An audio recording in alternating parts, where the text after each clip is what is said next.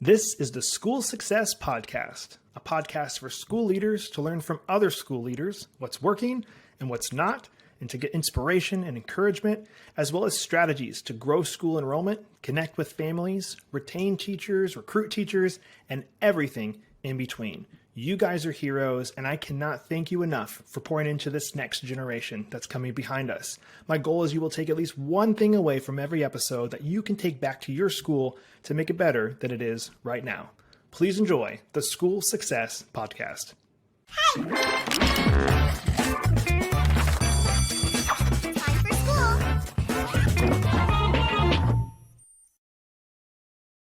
Hey, School Success Makers. Welcome to another edition of the School Success Podcast. I'm your host, Mitchell Slater. I'm joined by some new friends out of the great state of Arizona. We got Brooke, we got Eli, we got John, Paul, and they are all part of Chandler Prep over there in Arizona. And guys, I had some calls with them beforehand. They're doing some really cool things in Arizona. And Arizona is a hot market, as most people know, for people moving in from different states. And they are finding some schools, and it is competitive. So we're going to have some fun conversations today all about schools. And so I'm going to dive in first with passing it off for introductions, and then I have a question to start off the podcast. So let's start with Eli for introductions, and you can pass it off to your friends when you're done. Great. I'm Eli Ferbrache. I am the assistant headmaster of the middle school here at Chandler Preparatory Academy.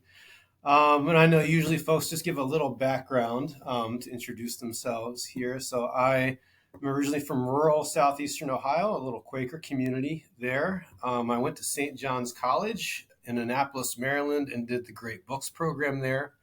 After I graduated, I moved to the great state of Alaska for 2 years, where I taught in private schools, one Christian school and then another classic school, the Athenaeum Classic School in Anchorage. From there, I was contracted out to the Iditarod School District for a semester. And then that's where I got my calling to teach. I thought I should do this for the rest of my life, go back to Ohio, where I'm from, get my master's in education at Franciscan University. From there, I got a Fulbright scholarship, and I taught in Romania in the American Studies Department in Transylvania University for a year. And then from there, I got recruited here to Chandler Prep in 2013. At that time, I thought my wife and I were like, oh, we'll be here for 2 or 3 years, maybe 4. It's been a decade. So, I mean, this school is that amazing that I just can't bring myself to leave this team. And so here I am and happy to be here. I love it. Brooke. Hi there, I'm Brooke Stevens. It's my 21st year in education overall. For 18 years, I was a choir director. And so I came to Chandler Prep partly because of the fine arts here that we do in the choir program. And so then 3 years ago, I got into administration, and I am the assistant headmaster of the high school here at Chandler Prep. And so I am just so happy to be part of this leadership team. It's been a delight to be leading our students and helping serve families and just make the hiring and the staff as good as we can at Chandler Prep. And I still get to be walking through the school and hearing the great music that the choirs put on and helping out with that program as well when I can. So I love the new role as assistant head, and Eli and I and John Paul are working together in all the ways that we can to make the school continue going forward. Love it. I'm John Paul Poppleton. I'm originally from Los Angeles. And then the short version is I taught in Mexico for what was supposed to be 6 months. And I fell in love with teaching, and I stayed there for 3 years.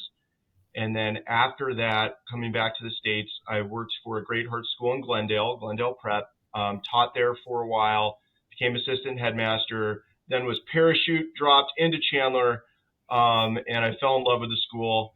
And I think it's a very, very special place. We've got a special community. We've got quite the project on our hands, and I think that's part of the bond we have, working with Eli and Brooke. I think those daily challenges cause us to form a pretty cool bond.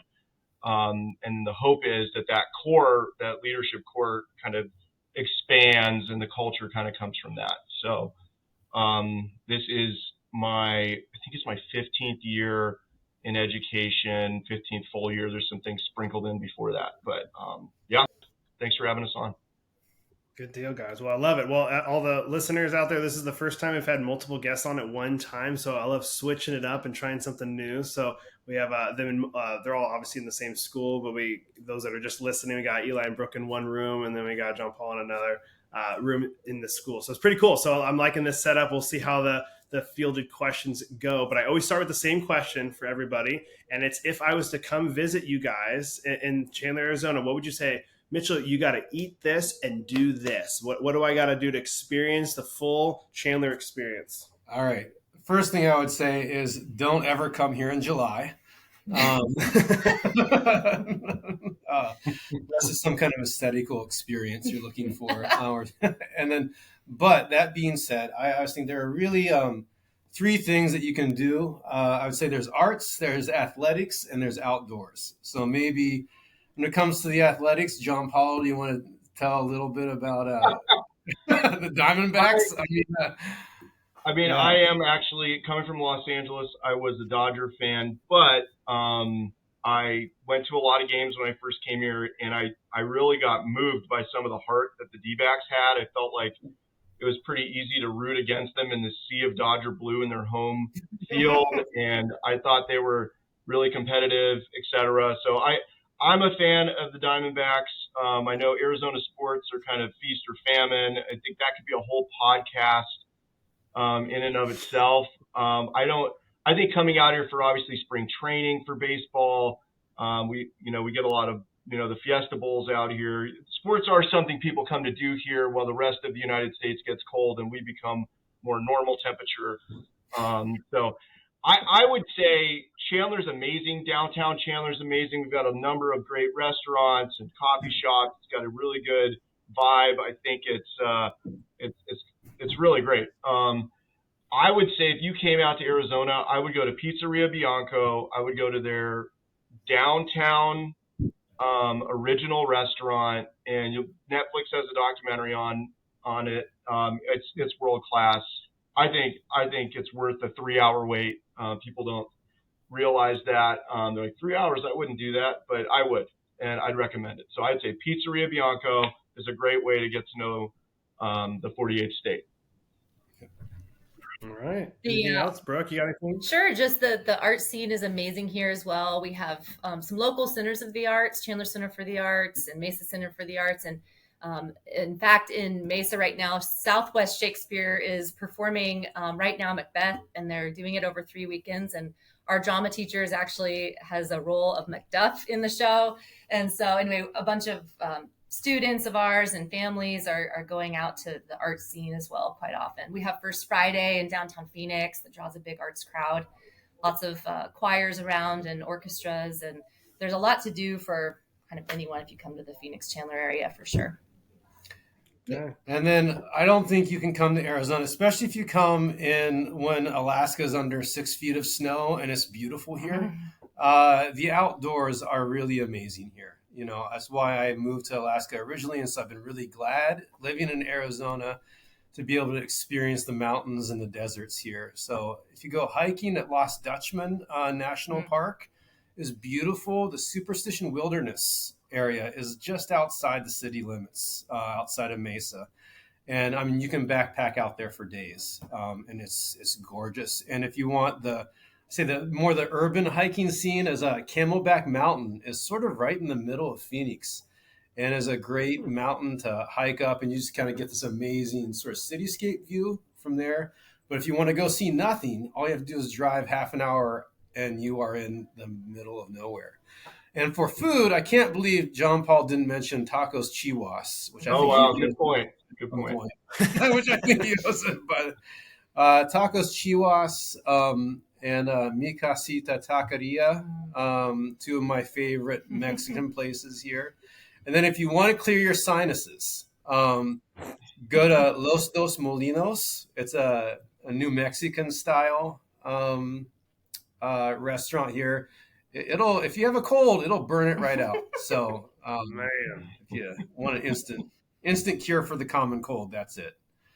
I love it. Well, I got a list of all the places I got to visit. I've been to Arizona a couple times. I do love Arizona. It is beautiful. I have friends that live in Queen Creek, so we've visited them a couple years ago, and I remember coming into Arizona, I was like, okay, this is awesome. It like looks really cool, like desert and all that. But I will say after week or two, I was like, I miss green. I really want to see green. It was just weird seeing it over and over again. So, which I know Arizona has that. It's just you have to go up and get to the snowy areas. But you guys live in a beautiful state, and obviously you have authentic Mexican food too, which I absolutely love. Hey, school success makers, just a really quick break from the episode to highlight our amazing sponsors over at America's Christian Credit Union. They are celebrating 65 years of service this year, and they provide essential school banking services and a tuition financing program for schools looking to reduce their risk and administrative burden. And you guys can find out all about them on their website, americaschristiancu.com/schools. That's americaschristiancu.com/schools. They are amazing over there, and I always like to say, if you're a school that collects tuition and you have a hard time collecting all of tuition at the end of the year, maybe it comes around May, June, you're like, man, we only got collected 95 or 98% of what tuition was owed to our school. One of the things you can do is have your parents get a tuition financing loan through the credit union, and then they pay the credit union directly, and you get your funds up front at the beginning of the year as the school. So you don't have to chase people throughout the year, and you can focus on what you do best, and that is loving and educating your students. And it doesn't cost your school anything to do it. So check them out online, americaschristiancu.com/schools. All right, back to the show. All right, we'll dive in, guys. Content-wise for the podcast, obviously we talk all about school success that's on here, and that can go from, people having some challenges, things that are going really good. We always start with the challenges side of things. So I'd love to just hear, like, what are some of those challenges that you guys specifically at Chandler Prep have right now, but not just here's all our challenges, but like, what are you doing to combat some of those challenges? Love to hear what you guys have, your thoughts are on those. So I think the first challenge that we're combating right now is competition from other schools. We are in a very, very competitive state, like you said at the beginning of the podcast. We have several, and not only are we in a competitive state, but we're in a highly competitive area. Chandler has several very, very, very high performing charter schools, and we are one of them. Some of the consequences for that for us is that we have a kind of an over-enrolled middle school right now and an under-enrolled high school, and we really want to retain more of those middle school students on my side of things into the high school. So I wanted to just toss it to Brooke for a second to talk about some of the things that we're working on to really work on retaining our middle school students into high school so that they don't leave to all the other many choices that are around us. Yeah, that's right. The way I've heard it said is, hands down, we're the best game in town when it comes to middle school. People like the uniforms, they like the culture, they like smaller class sizes. And then when you get to high school, it just seems like it broadens out, and there might maybe more niche schools here and there for everybody. And so really trying to make our value as good as we know that it is, and getting that word out there that the 6 through 12, and even if I might say K through 12 curriculum is the way that it makes the most sense.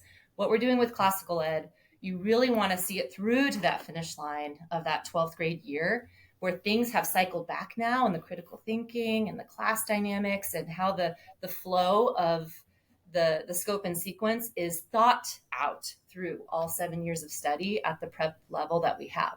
So for students to cut it off at the pass and they leave after 8th grade, they haven't really explored the beauty of one of our best classes, which is Humane Letters, right? Which is a 2-hour block class.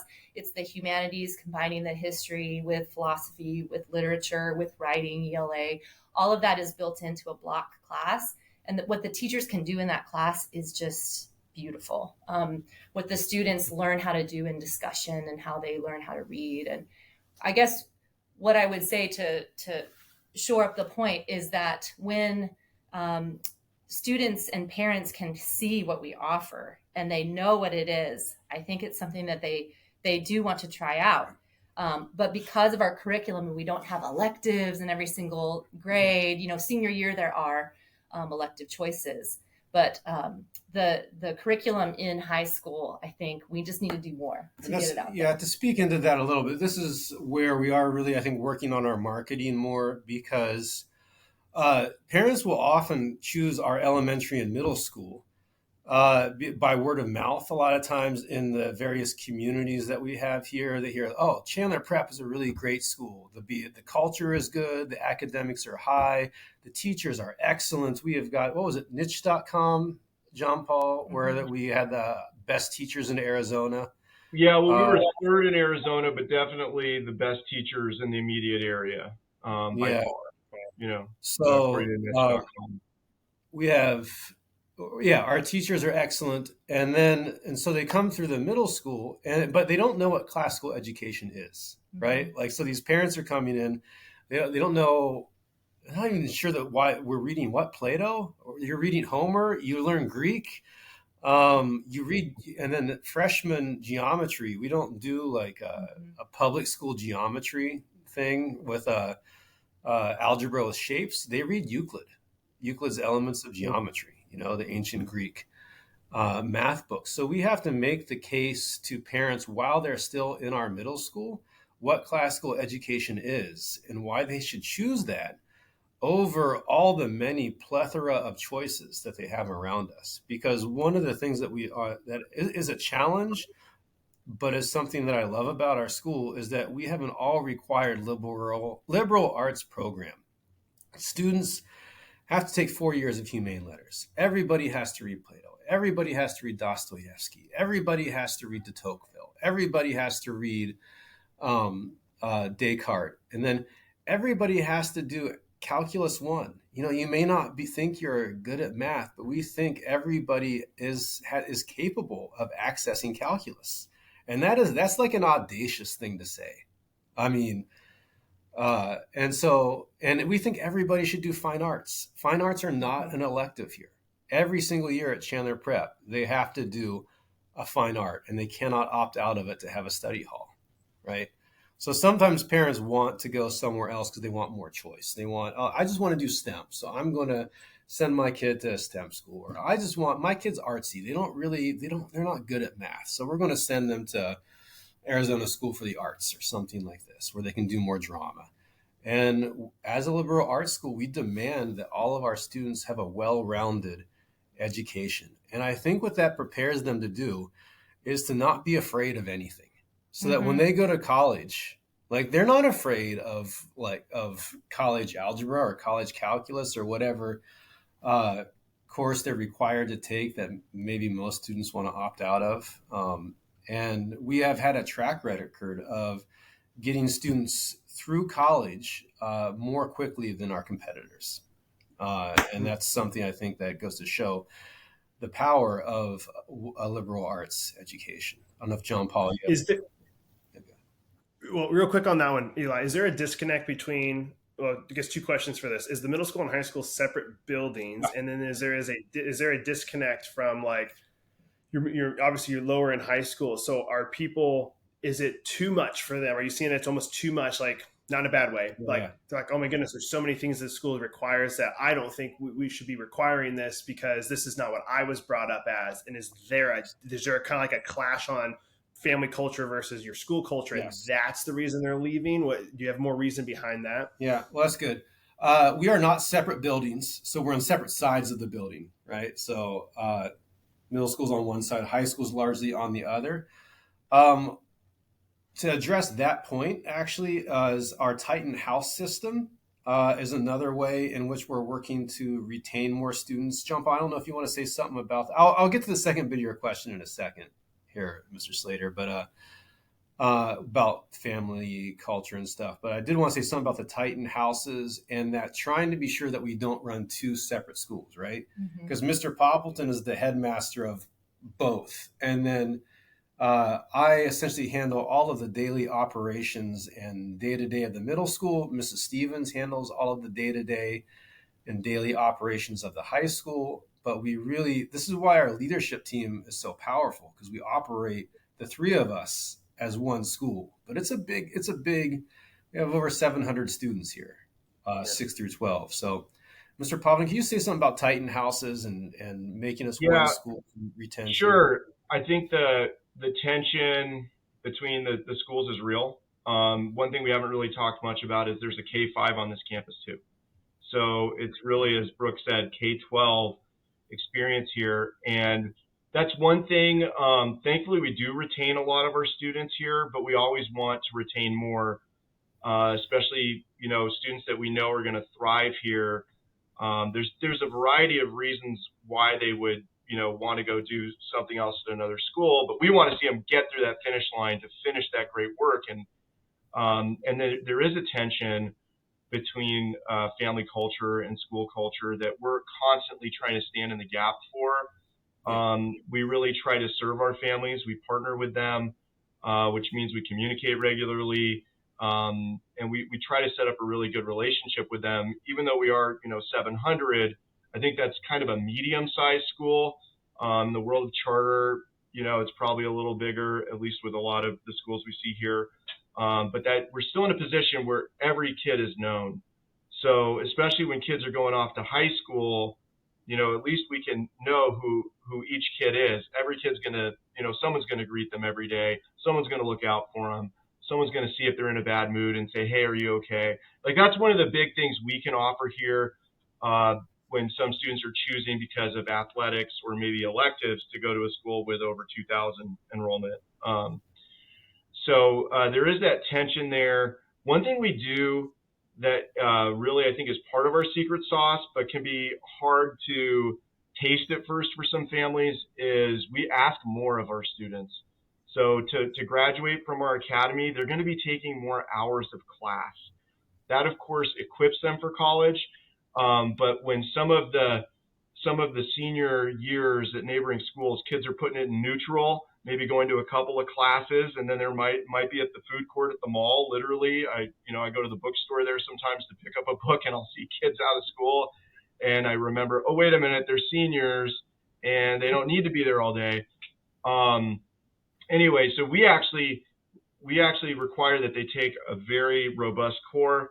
It's challenging, and sometimes, that could be tough for kids. Kids know how much we require. One of the challenges, just because I do want to bring it up alongside, keeping kids through that K through 12 experience out here, is really student growth. One area where we have been able to shine in the last 2 years, and then a couple of years, COVID obviously changed everything, but is student growth for all students, for students who are lower in proficiency in certain standardized tests, and then students who are in the middle and high. So that's one area that's a constant challenge because it's a moving target. And we've had a growing Title I population here at Chandler Prep. So in some ways, that's a strength because we have such a diversity of kids from different backgrounds, different cultural backgrounds, different economic backgrounds. But it's also, it's a strength, but we've got to hold that together. We've got to hold together the core of our school, and we also want to make sure everybody grows. We don't teach to the middle. A phrase that, I heard a couple of times when I first got here was, hey, we've got such a diversity of kids, you've got to teach to the middle. And that had just gone against how I had tried to teach. It just instinctually kind of shocked the system. So I really wanted to eradicate that phrase. And as Eli and Brooke know, I still have an allergic reaction if I hear anything like that. But I understand the challenge, right? It's really hard to have tiered instruction. It's really hard to teach this high-level curriculum to students who have learning disabilities. Like, I understand the challenge, but it's also, I think, what we can achieve despite those challenges is really where the reward is. I don't want to detract too much, but alongside that challenge of keeping everybody K-12, and we do obviously have kids who do that. We have a lot of kids who do that, who stay here, is really that student growth. And, that could be something we could talk about later too. But I said enough. I'll turn it back over. Yeah. No, just to go off of that for a second. When I first got here in 2013, we had very few Title I students. We did not get Title I funding, right? Like we did not really. And that, for those that don't know, that is free. Students get, there's money from the state from the government that comes for students who are below the poverty line. And so they get free and reduced lunch, and there's money to provide extra supports for those students. So we didn't get any of that when I got here in 2013. Now we're about 30% last time I looked at our numbers, which is substantial growth. And even with that, and we are a highly, highly diverse school. Students are coming. When I got here, we had no students who were English language learners. Now we have about 20 in the 20s, and who come here from other countries, and they don't speak English as their first language. And with those challenges, we have still maintained consistently high test scores on state standardized tests, and we have exceeded all expectations with regards to student growth. And that's really been, and that has been one of the really big selling points of our middle school, is that we do have, we do keep a culture of very high expectations here. Does going with the classical approach change anything with standardized testing, since that's not, like, those pieces are not what other schools are doing? Does that change anything for how you guys do that part? Because we're a public school, it does not, in the way we have to test what we have to test. However, I do feel like the skills that kids get out of our just baseline, awesomely rigorous classes is going to be helping them with test prep alongside the different things that we can bring in now. We'll have teachers that will help students prepare for tests now that they've gone more digital. And one of our kind of claims to fame is that we do more on paper, more with books, a little bit less with technology. So we've had to adapt. We've had to get carts on wheels and bring them into classrooms and help train our teachers to train our kids how to take these tests and give them those skills too. And I think the methodology of how to take tests gets built in a bit with how we do what we do with classical. And then students actually knowing how to think about things that are tricky, right? Like picking the best answer and how to think through, qualitative thinking like that. And I'm really proud with how our kids have done. That's one of my hats too, is that I run some of the standardized testing. And we used to have in Arizona, I think, one big test and then maybe the language test for English language learners. Now we have literally five different state standardized tests that have to be given come April. And so it's a lot, and it can feel like it takes over. But what we always try to do is put curriculum first, with bell-to-bell instruction, with some of the things we can do with the beauty of our curriculum. We do feel like then we can just fill in the margins a little bit with some, good practices for test taking, with our interventionists that have done an awesome job with groups. And then we can supplement that way. Because we do not track, in other words, every student takes the same coursework. We don't have like one class for the kids that are high performing and another class for the kids that are a little slower. We believe everyone can access the same high level curriculum. That curriculum is here, and so the work of to hit the testing needs is more like, how do you translate our reading of To Kill a Mockingbird or of My Antonia or of Homer's Iliad into like answering these tests you're going to see on these questions you'll see on the SAT, right?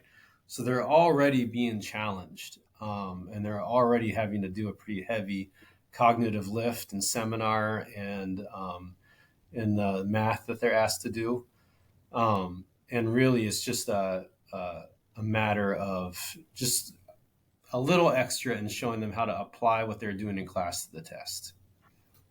Okay.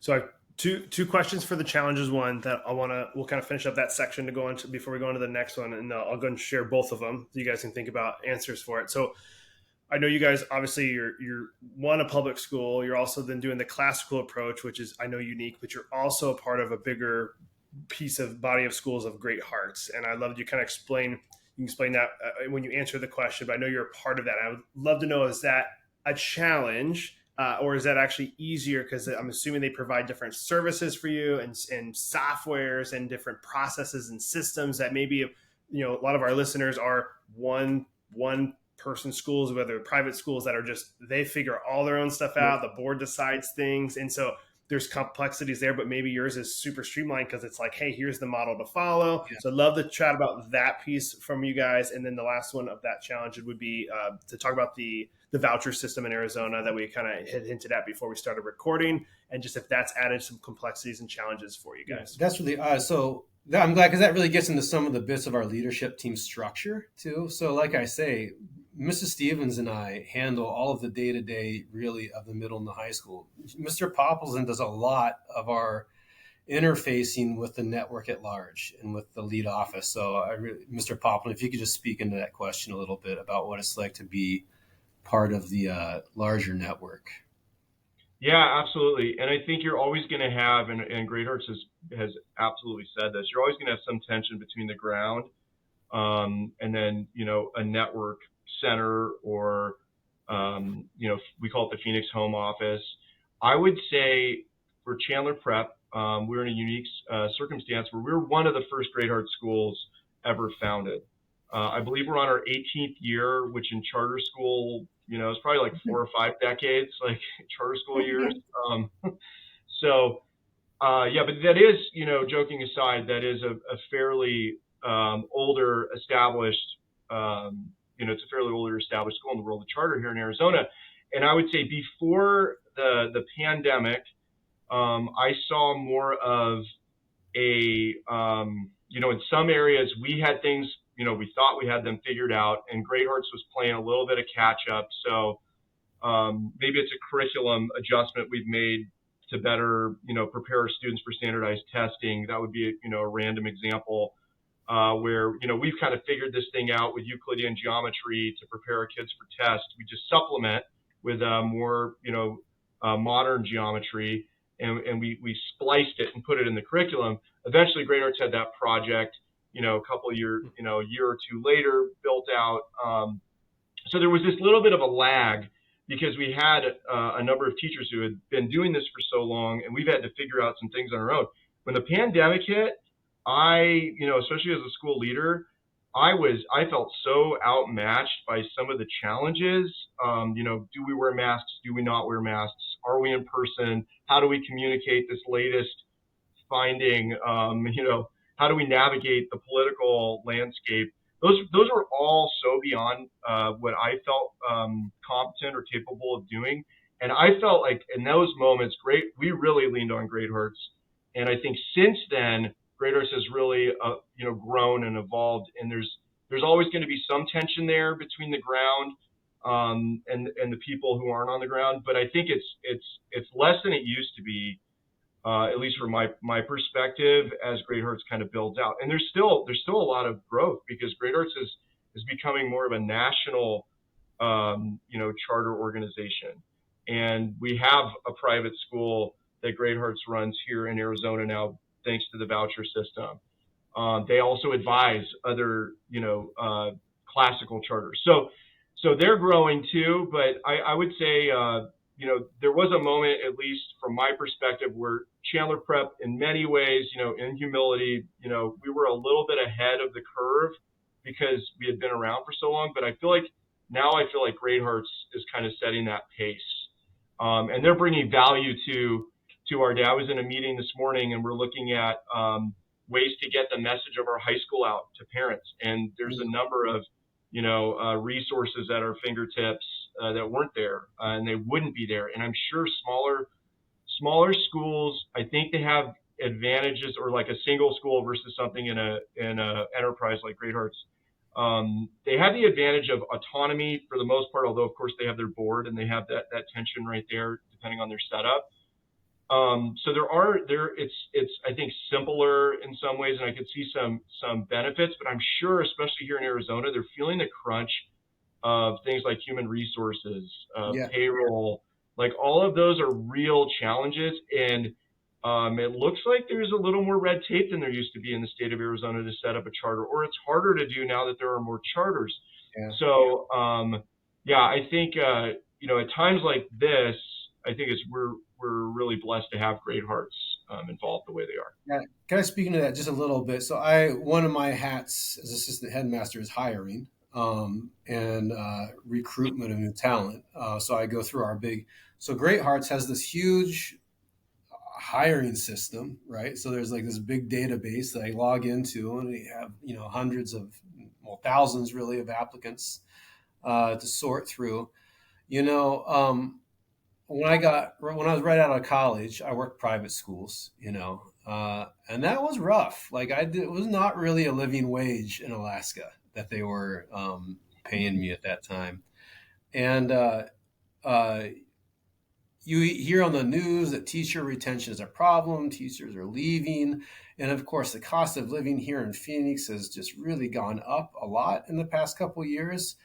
But because we're part of this like larger network, we can offer really, really competitive wages and benefits that, I mean, I have to admit, like I'm going to be having, my wife is having another baby here in the next couple of weeks. And I am so happy that I don't have to think for a second about how I'm going to pay for all the expenses that are coming down the pipeline, because I can make a good living here. And a lot of that is because of being part of this much larger organization where we can streamline a lot of our resources. And to that point too, coaching teachers is a big part of what the three of us do. Mm-hmm. We all observe teachers. We have feedback meetings with teachers. All of our teachers have been observed. I think on average 4 times. We've had 200 observations already in this year of our teachers. And I think that being able to do that for teachers can go a long way in teacher retention as well. And I think this year, I don't know if we would have done it that much, but Great Hearts made sure that was one of their focus points. They wanted to help us with a new rubric, a new way to have a dashboard for it, to be tracking how teachers are doing in different criteria that we have that we find important in our schools, no matter what the subject area is. So being able to do that for teachers with Great Hearts' push, it helped us to push in that direction, where so many times we get in the game of answering parent questions, helping students, helping parents, but then our teachers also needed that this year, and we were able to deliver on that. Yeah, and Great Hearts got some grant money for that, right, Mr. John Paul? I mean... the rubric itself was part of a larger grant. Is that what you mean? Yeah, a little bit of coffee in my throat, so let me... Yeah. So, I mean, just the network was able to get this money to help really improve our teaching, like Mrs. Stevens said. And that would have been really hard to do. It's a smaller, like just us kind of an organization. Does Great Hearts give you guys, each campus, their own freedom to make decisions to, like, obviously there's certain ones you can make, but if you're like, I want to teach this instead, like this curriculum, or I want to hire this new person, like they're letting you, or everything has to get worked up to flagpole, so it slows things down for you guys? Interesting. We like to say local in many places. That's kind of our guideline. So the truth is, we do have a very specific curriculum. We are not able to just make curricular changes, and there's a process that we have to go through, and that does slow us down when it comes to curricular changes. That would be an example of something that takes a long time. I think a lot of us would be okay with that because we're a classical curriculum, right? If we weren't a classical curriculum, you might want those changes to happen a little more thoroughly. But if there are classical universities like St. John's in Santa Fe and Annapolis, there are 2 campuses where they have the same type of, they have a process to change books. So that would be an example where things are really slow. We do have great support for, if it's a hiring question, I can get on the phone, and by the end of the day, I'll have somebody to talk to. So those on the ground kind of tactical decisions, we do get immediate backup on, but there are, like, if we wanted to change our logo, we couldn't really do that. If we want to change our charter, like our charter has the amount of days we need to be open every year for school. We can't just go to the charter board without Great Hearts and say, we want to add 2 more days. Although I don't know anybody else who wants to add more days. Right? But I think that's an example where Great Hearts just said, look, we really don't want you to mess with your charter right now. If I really wanted to, I could get on the phone, make a case. They'd probably listen, but that would take a while. So we are very limited. But there's also, if you think about just cognitive workload, there's a number of things we don't have to worry about because it's taken care of. Yeah. Right? Totally. Yeah. So it's I think sometimes it makes us go faster and sometimes it slows us down. Well, and they put people in the position like Mr. Poppleton, and he's our longest standing senior headmaster of a prep, I believe, in the Great Hearts Network. And we're so blessed to have had a headmaster who made it not only through the pandemic and the aftermath of all that, but he has just been now one of the senior headmasters that's counseling and coaching other headmasters as they're coming up. And so by having a program, I think, where Great Hearts has a leadership process and they put a lot of trust in their headmasters, they're able to turn over a lot of those, on the ground decisions that come into play more with how to directly impact our families here in Chandler. And so I think that that's a good trust that goes both ways. Hey, school success makers, just a really quick break to highlight one of our amazing sponsors, and that is ClassReach. Now, ClassReach supports schools of all sizes from application to graduation. Take charge of your school with ease, power, and mobility using ClassReach, the school management software administrators and teachers love using. You can get your free demo at classreach.com. That's classreach.com. They are amazing people, and they provide this amazing SIS software for you to keep track of your students' grades, communicating with families that are enrolled, and a whole bunch more. So again, check it all out on their website, classreach.com. They are awesome. All right, now back to the show. Awesome. Well, let's talk real quick, guys. I want to make sure we don't get cut short on time. So if you could talk really quick about the voucher thing, just how that's affected you challenge-wise, and we'll jump into the next question. Yeah. So the vouchers are a way in which students in Arizona can take the taxpayer money that the state of Arizona allocates for each kid and apply that money to a private school. Now, what's interesting here is that there are already so many charter schools, right? I mean, so it's not like there's some sort of there hasn't been any competition, and then now all of a sudden there's all of this new competition. No, I think it's probably given the private schools more of a boost than it has hurt us, if that makes sense. Like we're Great Hearts has roughly 22,000 students, I believe, in the Valley alone. A little Catholic school or Protestant school is going to have a hard time making a dent in that. I mean, just by virtue of size. That being said, Great Hearts has opened a Mr. Popham, do you want to talk about Christos a little bit? They did open a very small non-denominational or Christian academy that vouchers can obviously be used for. There's two, and they're much smaller, and I think they're always going to be smaller. Yeah. So I think that was one way Great Hearts addressed, the voucher legislation here. We got to talk a little bit about this with you before the podcast. I feel like in Chandler Prep's immediate circumstance, we haven't seen a real impact from vouchers. I think our competition's more other charters or, better funded. The schools down the road that are district schools, they are better funded than we are. So they have a little bit of an advantage when it comes to, athletics and some electives that they can offer. They just have a better funding formula. But for vouchers here, specifically for Chandler Prep and even the other preps, my colleagues haven't seen, the potential hit that we thought we would see. I think a lot of those families that are already inclined in that direction, are already homeschooling or in a smaller school. And who knows, it could change. But I think there's something to be said about, a school of our size, 700 plus students. There's something about that environment that's really good for kids. And you obviously could have a private school with that same size environment with the voucher. But, I think there's a need that we at Chandler Prep meet that's going to be around as long as schools are around. And something that's, I mean, the students that we lost last year to private schools where they were able to use vouchers are just anecdotally, they would have left anyway. So I didn't feel like they were being drawn off because there was this new thing. They were already really not fitting with the kind of culture that we wanted to have here.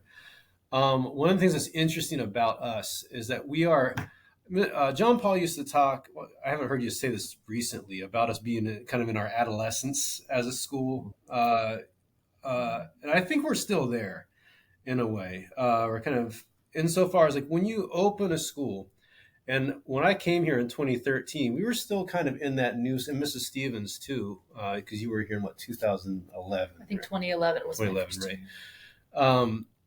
We were still a young school. We had that core group of families who like were just completely committed to the vision. They're completely committed to what we were doing here. They weren't going to leave any way, any reason, no way. Like they were just committed to the mission to cultivate the hearts and minds of students to the pursuit of truth, beauty, and goodness. Now that we're a medium-sized school, it's changed because we have families now who want options. They want the bells and whistles. This is why I said before the podcast started, our enrichment courses, right? We're like really trying to build out those enrichment courses. It's partly a retention thing, right? Like we want students to have robotics, which is what we're starting a robotics enrichment course this year. We're starting a archery enrichment course this year, which has actually been really successful at one of our sister schools. So like we should have it too. And then we're really restarting the math competition. We had it going very strong before the pandemic, and the pandemic killed it. So we're trying to resuscitate it. But like those choices and having this like menu of stuff like facilities, athletics, clubs, electives, so when you're a medium-sized school, there's a lot more demand for that kind of a thing. And we can offer a good bit of it, but like the little Christian school down the road is not going to be able to compete with us on those things usually. Okay. Does that make sense? Yeah, and you had a perfect segue there, Eli, for like what's going good, because you already started mentioning all those things you guys are working on. So as we kind of transition to that last main section of like, we don't have to spend a ton of time here because I want to make sure I'm respectful of all you guys' time on the podcast. But like, what's some quick highlights of what's going good? You already kind of mentioned the ones you just did, but what else are some things that are going good? Yeah, I mean, the first thing I wanted to say with respect to what's going really well is just this leadership team. You cannot. This is not a one-man operation to run this ship. And I joined the team. What was it, John Paul? 2017. I came on board as the academic dean, right? So I was academic dean of high school. I'd been humane letters and lit comp teacher for years before that. And then I was the testing coordinator. Then Mrs. Stevens has graciously taken that burden off my back. I did it for 5 years, and it was I got to take that Sisyphus rock, and sort of Mrs. Stevens is now holding that up. But it really it's been incredible for me to see the way in which John Paul has really mentored and grown this team, so that there really is, I think, a special bond between the three of us that has gotten us through the pandemic, in one piece, and retain. All three of us were here through the whole thing. That killed a lot of administrators because it was such a Herculean task. And I remember when I first joined the leadership team, Mr. Poblin gave me this book. And I think I may have said some disparaging words. When he gave it to, it was the Ideal Team Player by Lencioni. And I'm like, what is this? This is a business book. I need Homer and Shakespeare. Why are you giving me something that was? And in the book, he talks about if you want to run an agile, high performing organization that has to operate in a competitive environment, you need to hire team players that are humble, hungry, and smart. And at first I thought, okay, that sounds cool. But as I've been on the leadership team for, 7 years now, 7 years, I guess, it's just shown itself to be more and more true. So I wonder if Mr. Poppleton could just talk a little bit more about really how he's mentored us and this team, and kind of how we've gotten to this sort of stride that I think we're in right now. where we're operating at a pretty high level and up against some pretty big challenges. Yeah, thank you, Eli. I'm just really humbled to hear you articulate it that way, Eli. And Eli and Brooke, no, there's no way I could do it without them. So you guys are humble, hungry, and smart. And the smart is, people smarts. One thing and I think that was a book 𝐉𝐸 gave me too, so I can't take the full credit there. But what we realized over time, and our team didn't always function in a functional way. Like we had some dysfunction built in, that I'll take credit for. It took me time to learn how to communicate better. Over time, we just kept the same goal. We've had tons of meetings, and I don't think they were wasted, but they were painful as we tried to get on the same page. And if we weren't on the same page for something, we would sit there and, debate that. And I think what I tried to develop and with my team was let's try to have a nimble ego. You can't make it without an ego. Your ego is important. At the same time, you also want to make room. I feel like I've bought into a lot of this, idea of, even going back to Stephen Covey, this idea of synthesis. Like we are greater than some of our parts. When we're really working together, I can come up with an okay solution by myself, hopefully. But when I've got a great team and they see things from different points of view, like we can really work on a good solution. And over time, with some help from 𝐉𝐸, we were able to, I think, just to strengthen our core as a team.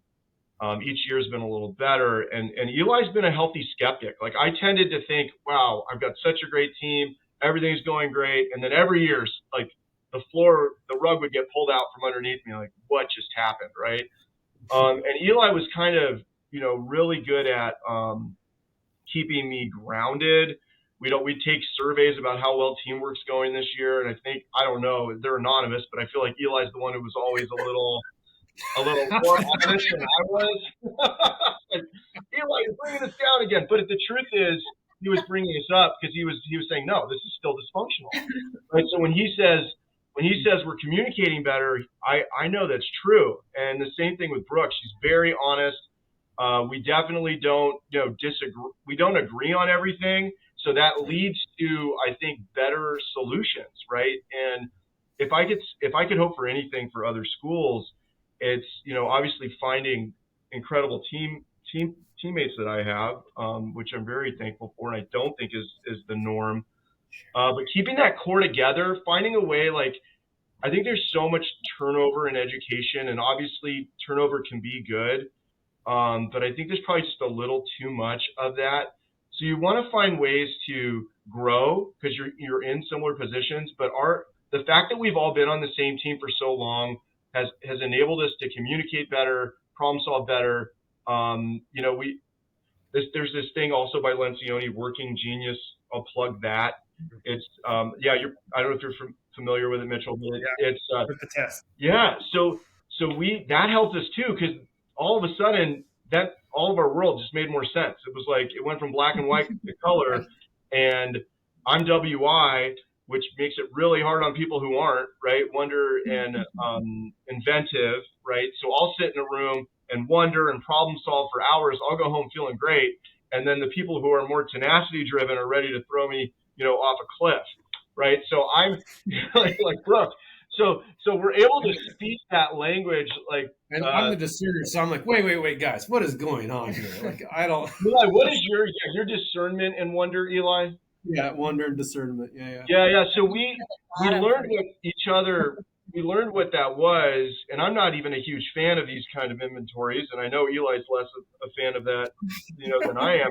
But Mrs. Stevens is able to say, I am doing 100 million things right now. I don't really have the capacity to wonder and invent right now, right? And then I'm able to hear that. Okay, I'm going to go back in, work on some email, and then 2 days later, I'm going to come back to you and say, even this morning, I threw a curveball at her. She's actually having to substitute teach today, and she's doing it for, the near term. And I said, well, what if we do a 0 hour? I heard our office manager said, well, what if we start a 0 hour with these 14 students? I probably shouldn't have said that, Brooke, so I apologize because I know you were running. My camera wasn't working for the podcast. Yeah. So but I, that's not, there are often times where I will, we'll make sure the meeting's tactical. We'll make sure we don't stay up in the clouds because I know now that I'm, done this for a little bit longer, I know the effect that is on my team, right? So you learn how to work better with time and effort. And yeah, we've got a really good thing going on. And I hope other schools can find that, right? I hope other schools can find that longevity. At the same time, you don't want to get stagnant, right? Luckily, the challenges we face make that impossible right now. So, but it's good to taste a little bit of the success, right? We haven't really focused on that as much as we maybe could have.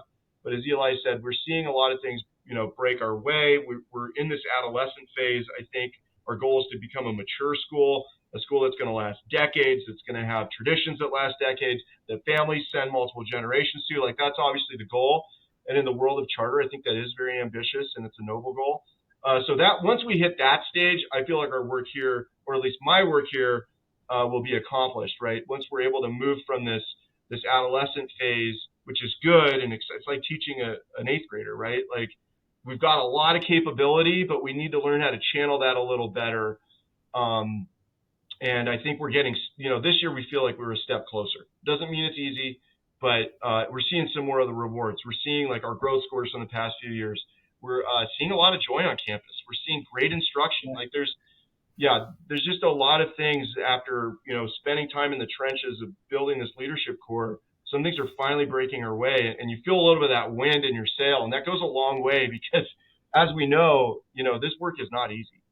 You can sing the sea shanty later.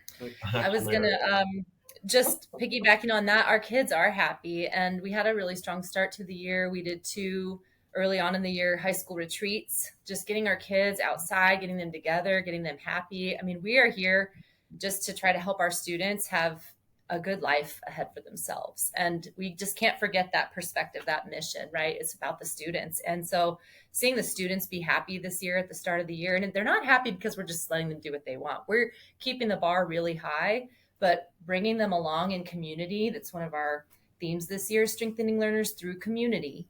And I just really think with the team modeling that, how we 3 are, and then that spreading through our faculty and then to our kids, there's just no better feeling than if we can continue pulling this off this year because it started really well. That's awesome. Well, John Paul, I'm a WI as well. So you just get us both in the room. It's going to be idea. And then everybody else, you get it done. You get it done. Yeah, that's my team gets that all the time. My COO I was meeting with yesterday, and we were at Starbucks and we're talking, and I was like, hey, what's a better way I can help you? And she's just like, well, you have a lot of ideas, Mitchell. And I was like, I know that was coming. So yeah, I feel you, brother. Yeah. Well, guys, as we wrap up, I have this final question I ask everybody. This is both. Each of you will answer this one individually. It's just share a piece of advice that you would share with the other school leaders listening. We got charter school listeners, we got Christian school listeners, but school leaders listening, if you were to share one piece of advice for those school leaders that are listening, what would that one piece of advice be? Yeah, just I think when you're hiring and when you're forming your team is just to form a team that vision needs to come first. I mean, I think that we are looking to cultivate the hearts and minds of students for the pursuit of truth, beauty, and goodness.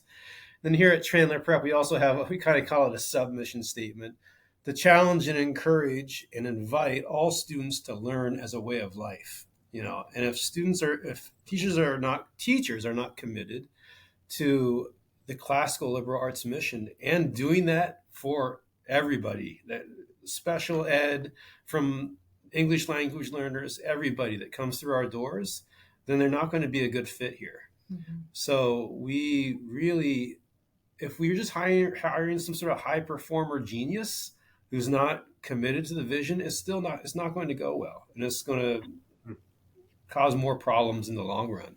So that's certainly something I've learned since having been on this team, which I would offer to anyone. Mine would be to just pay attention to teachers. it can get kind of lost sometimes in the minutia of the day and the week, but teachers are, especially if they've been teaching longer than 4 years, they're hurting. And, and I think just having a listening ear for teachers and what they're going through, it's not always about having the perfect solution. You can't always bend to things, but just being there for teachers, I think, has been something on my mind that's helped keep CPA strong. Yeah, I would say for school leaders, communication, maybe it was because it was a weakness of mine, I think communication is so important. You could have great ideas, you could have a great team, but spending that extra 5 to 10% of your time making sure people know why it is you're doing something. I think listening first is a great skill to develop. It's been a challenge for me, but I've really intentionally worked on that. And that's going to help. That helps you articulate your answer better or come up with a better solution. So I would just add that, and then surround yourself with great people, and lean on your colleagues for the right things. Be humble and be upfront with what you bring to the table. And once we're honest with ourselves and each other, we can just accomplish a lot more. So I think truth at the center of what we do is essential to long-term success for ourselves and for each other.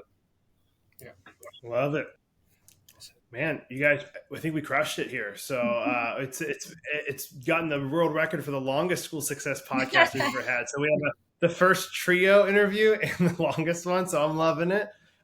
It's been awesome, guys. I love what you're doing. I'm sure, Eli, you might get some emails now from people going, I want to work at Chandler Prep. And so maybe you'll get some more people looking to move to Arizona. Reach out to me on LinkedIn. There you go. All right. So go find out Eli on LinkedIn. Guys, thank you for what you're doing. From me to you, just thank you for pouring into the students for all these years that you've been doing that.